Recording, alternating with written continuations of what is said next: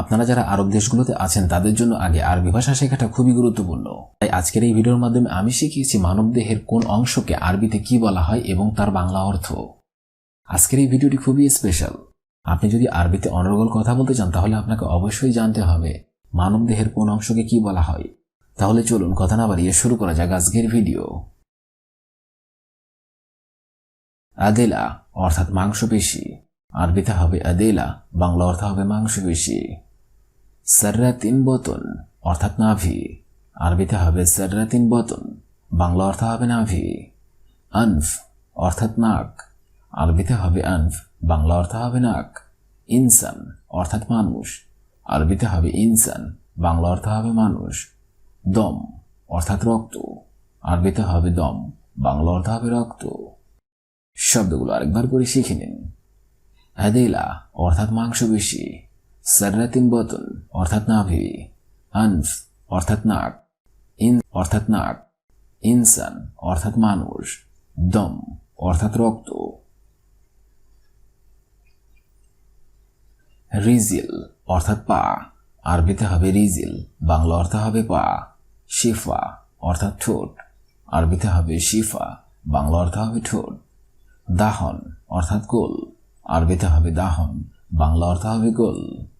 কিবদা অর্থাৎ কলিজা, আরবিতে হবে কিবদা, বাংলা অর্থ হবে কলিজা।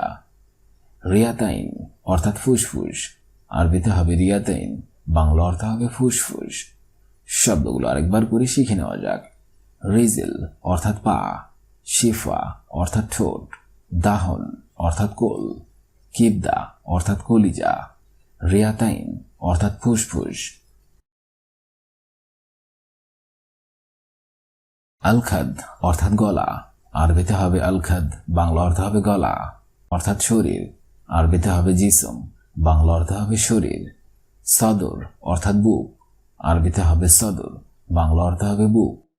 রুকবা অর্থাৎ হাঁটু, আরবিতে হবে রুকবা, বাংলা অর্থ হবে হাঁটু। আল কাহিল অর্থাৎ পায়ের গোড়ালি, আরবিতে হবে আল কাহিল, বাংলা অর্থ হবে পায়ের গোড়ালি। শব্দগুলো আরেকবার করে শিখে নেওয়া যাক। আলখাদ অর্থাৎ গলা, জিসম অর্থাৎ শরীর, সদর অর্থাৎ বুক, রুকবা অর্থাৎ হাঁটু, আল কাহিল অর্থাৎ পায়ের গোড়ালি। জাফান অর্থাৎ চোখের পর্দা, আরবিতে হবে জাফান, বাংলা অর্থ হবে চোখের পর্দা। আইন অর্থাৎ চোখ, আরবিতে হবে আইন, বাংলা অর্থ হবে চোখ। আউদা অর্থাৎ পিঠ, আরবিতে হবে আউদা, বাংলা অর্থ হবে পিঠ। শারাজ অর্থাৎ মলদার, আরবিতে হবে শারাজ, বাংলা অর্থ হবে মলদার। সাকাব আলুদন অর্থাৎ কানের ছিদ্র, আরবিতে হবে সাকাব আলুদন, বাংলা অর্থ হবে কানের ছিদ্র। শব্দগুলো আরেকবার করে শিখে নেওয়া যাক। জাফান অর্থাৎ চোখের পর্দা, আইন অর্থাৎ চোখ, আউদা অর্থাৎ পিঠ, শারাজ অর্থাৎ মলদার, সাকাব আলুদন অর্থাৎ কানের ছিদ্র।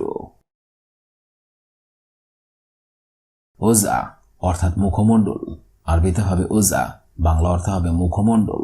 ফাম অর্থাৎ মুখ, আরবিতে হবে ফাম, বাংলা অর্থ হবে মুখ।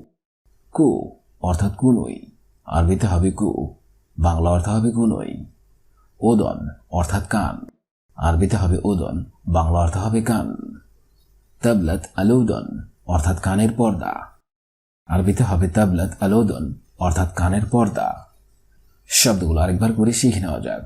ওজা অর্থাৎ মুখ, ফাম অর্থাৎ মুখ, কু অর্থাৎ কুনুই, ওদন অর্থাৎ কান, তাবলাত আলুদন অর্থাৎ কানের পর্দা। কদম অর্থাৎ পায়ের পাতা, আরবিতে হবে কদম, বাংলা অর্থ হবে পায়ের পাতা। নফস অর্থাৎ শ্বাস প্রশ্বাস, আরবিতে হবে নফস, বাংলা অর্থ হবে শ্বাস প্রশ্বাস। জাবিন অর্থাৎ কপাল, আরবিতে হবে জাবিন, বাংলা অর্থ হবে কপাল। ইয়াদ অর্থাৎ হাত, আরবিতে হবে ইয়াদ, বাংলা অর্থ হবে হাত। ইসবা আল ইয়াদ অর্থাৎ হাতের আঙ্গুল, আরবিতে হবে ইসবা আল ইয়াদ, বাংলা অর্থ হবে হাতের আঙ্গুল। শব্দগুলো আরেকবার করে শিখে নেওয়া যাক। কদম অর্থাৎ পায়ের পাতা, নফস অর্থাৎ শ্বাস প্রশ্বাস, জাবিন অর্থাৎ কপাল, ইয়াদ অর্থাৎ হাত, ইসবা আল ইয়াদ অর্থাৎ হাতের আঙ্গুল। আজম অর্থাৎ হাড়, আরবিতে হবে আজম, বাংলা অর্থ হবে হাড়। মাসনা অর্থাৎ মূত্রাশয়, আরবিতে হবে মাসনা, বাংলা অর্থ হবে মূত্রাশয়। মারি অর্থাৎ কণ্ঠনালী, আরবিতে হবে মারি, বাংলা অর্থ হবে কণ্ঠনালী। রাকাবা অর্থাৎ গলা, আরবিতে হবে রাকাবা, বাংলা অর্থ হবে গলা। মুখ অর্থাৎ মস্তিষ্ক, আরবিতে হবে মুখ, বাংলা অর্থ হবে মস্তিষ্ক। শব্দগুলো আরেকবার করে শিখে নেওয়া যাক। আজম অর্থাৎ হাড়, মাসনা অর্থাৎ মূত্রাশয়, মারি অর্থাৎ কণ্ঠনালী, রাকাবা অর্থাৎ গলা, মুখ অর্থাৎ মস্তিষ্ক। কুলুই অর্থাৎ কিডনি, আরবিতে হবে কুলুই, বাংলা অর্থ হবে কিডনি। কলব অর্থাৎ হৃদয়, আরবিতে হবে কলব, বাংলা অর্থ হবে হৃদয়। সামগা অর্থাৎ দাঁতের মাড়ি, আরবিতে হবে সামগা, বাংলা অর্থ হবে দাঁতের মাড়ি। ইসমিন অর্থাৎ দাঁত, আরবিতে হবে ইসমিন, বাংলা অর্থ হবে দাঁত। আল আমুদ আল ফাকরি অর্থাৎ মেরুদণ্ড, আরবিতে হবে আল আমুদ আল ফাকরি অর্থাৎ মেরুদণ্ড। শব্দগুলো আরেকবার করে শিখে নিন। কুলুই অর্থাৎ কিডনি, কলব অর্থাৎ হৃদয়, সামগা অর্থাৎ দাঁতের মাড়ি, ইসমিন অর্থাৎ দাঁত, আল আমুদ আল ফাকরি অর্থাৎ মেরুদণ্ড। রাজ অর্থাৎ মাথা, আরবিতে হবে রাজ, বাংলা অর্থ হবে মাথা। শর অর্থাৎ চুল, আরবিতে হবে শর, বাংলা অর্থ হবে চুল। দিরা অর্থাৎ বাহু, আরবিতে হবে দিরা, বাংলা অর্থ হবে বাহু। বতন অর্থাৎ পেট, আরবিতে হবে বতন, বাংলা অর্থ হবে পেট। আসলা অর্থাৎ টাক, আরবিতে হবে আসলা, বাংলা অর্থ হবে টাক। শব্দগুলো আরেকবার করে শিখে নেওয়া যাক।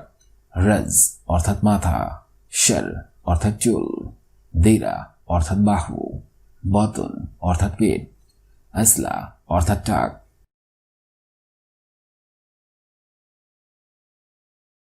আজকের এই ভিডিওটি আমি এখানেই শেষ করছি। আগামীতে আপনাদের সামনে আবার হাজির হব আরেকটি আরবি ভাষা শেখার একদমই নতুন ভিডিও নিয়ে। সে পর্যন্ত আপনারা সবাই ভালো থাকবেন এবং সুস্থ থাকবেন। আর ভিডিওটি যদি ভালো লেগে থাকে অবশ্যই লাইক, কমেন্ট, শেয়ার করবেন। আর আপনি যদি আমার চ্যানেলে একদমই নতুন দর্শক হয়ে থাকেন অবশ্যই সাবস্ক্রাইব করুন। আর যদি অলরেডি সাবস্ক্রাইব করে থাকেন তাহলে অসংখ্য ধন্যবাদ।